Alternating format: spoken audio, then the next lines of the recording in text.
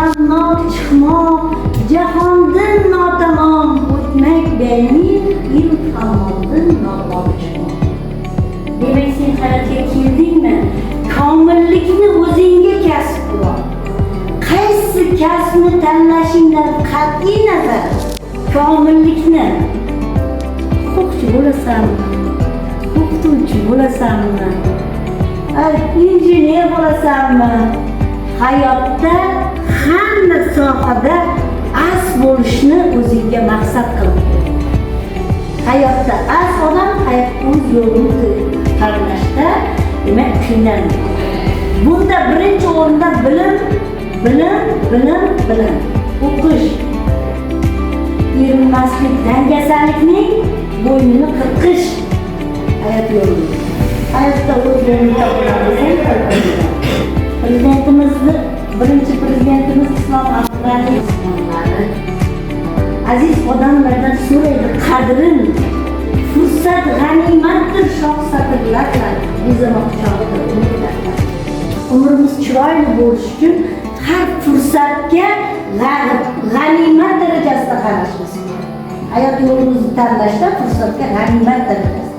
Bu bilan vaqtingni to'g'ri taqsimla deb aytmoqchiman. Mana maktabga keldik, o'zbekistonda ta'lim berishda qiynalyapti.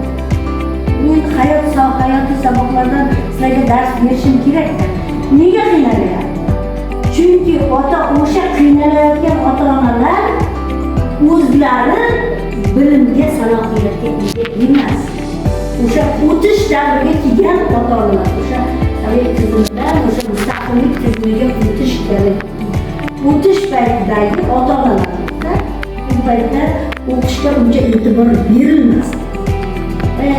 Maktabga keldimi, chopiqqa kel. Maktabga keldimi, maktab boshladi, paxtaga kel. O'qish, bilim, salohiyat qaysidir ma'noda hozirgi yoshlarga nisbatan o'qishga e'tibor berilmaydi. Shuning uchun tarbiya jarayonida ota-onalar qiynalyapti. Endi Xudo xolasa o'quvchilarim, qadrdonlarim, ertangi kunda hayot yo'lida hammamizni Alloh nasibcha o'qib chiqamiz. Chunki bu meni hayotim, men ishtirok etganman asarda. Tong otib kelyapti. Ertalab ona rahmaning nega ko'zing qizardi? Bizdanimizda telefon yo'q-da. Hozir sizlarning telefonlaring, sizlarning ko'zlaring telefondan qizardi. Bitta kitobni bir kechada o'qib tongotganini bilmay qolgan. Ana shu darajada kitobni o'qishni tongotganini ham bilmay qolgan. Yillab ko'zimizni chiqishib, ana shuni o'qib chiqqanmiz. Keyin yana kitob ataylab, mana shu kitoblarni olib keldim. Bu mening maktabim degan kitobdi. O'sha maktabimiz tarixi, ko'rib chiqishlarini tavsiya etaman. Bu maktab o'ziga barpo bo'lib qolmaydi. Ashar yo'llar, tarix bo'ladi.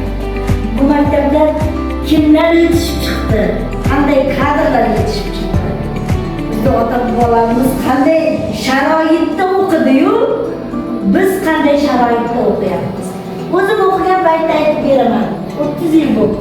30 yil. Kutubxonachimiz boshlanishda Rayhonlar kutubxonachimiz bo'lardi. Har kuni kitoblar, terilgan kitoblarning ustidan turpoqlarni tashlardi. Marhamat, konstitutsiyamizning 50 moddalari nima deydi?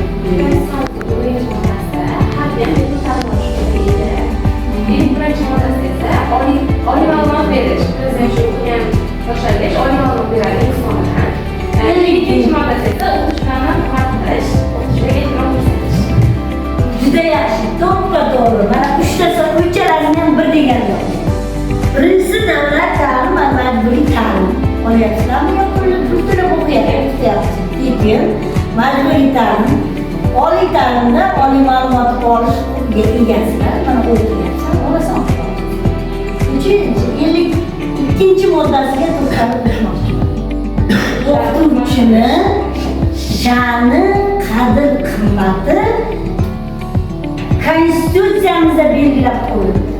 o'qituvchining endi oldingi kitobini o'qib keldim Toshkentda, sertifikat oldim. Bu yo'nalish bo'yicha ham bir oy o'qidikda, shu kitobimni huquq yo'nalishiga shunda sovg'a qildim.